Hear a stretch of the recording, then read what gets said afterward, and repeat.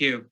Dr. Cario, there is, words are used in different ways, and there's certainly there is concern out there about the words that are used at times that include diversity, equity, and inclusion. Could you talk about, a number of people have asked about that. What do those words mean to you? I know, again, that you can't speak for the board. The board speaks for itself, but how do you use those words? What do those words mean to you as the interim president at Concordia?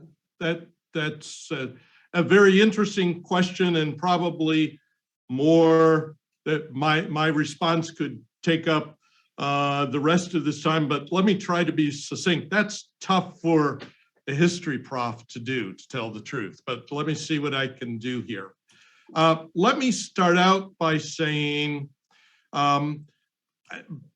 words, the definitions of words have tended to change over time, and the DEI acronym, diversity, inclusion, equity, seems now to be tied to the CRT movement, or at least, I should be careful, CRT is not necessarily a movement, it is an ideology that several different groups in our world, especially in the secular world, are making use of, all right?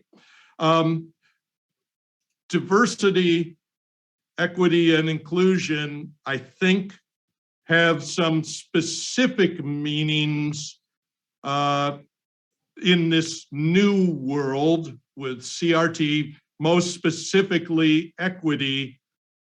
There is some evidence that while in general our American society has talked about equality and often meant equality of opportunity, the change, the emphasis on equity tends to mean equality of results. And that is just my sense of a general change. Looking back,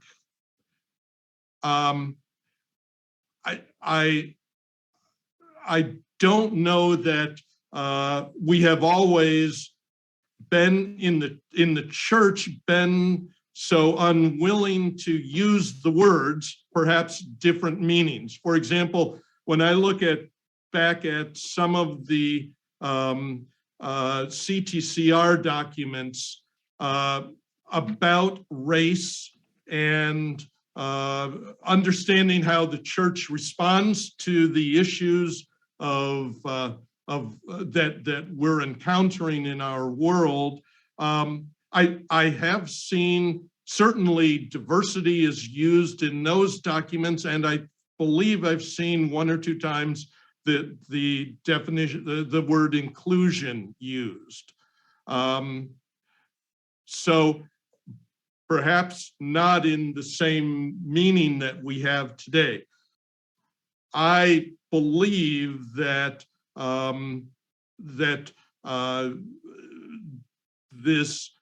this change in definition is happening before our eyes.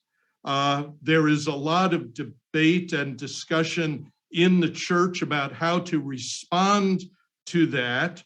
And while I don't believe that the Missouri Synod has specifically identified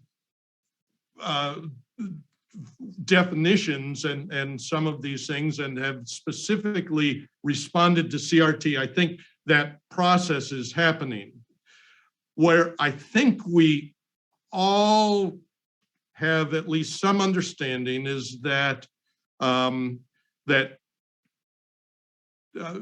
Christian faith recognizes that there is unity of all people in terms of creation, in terms of God's redemption. He offers redemption to all people. There is a certain unity of all, but within that, different individuals, there is a diversity of, there's male and female. There are different races and ethnicities. I believe our church recognizes that there have been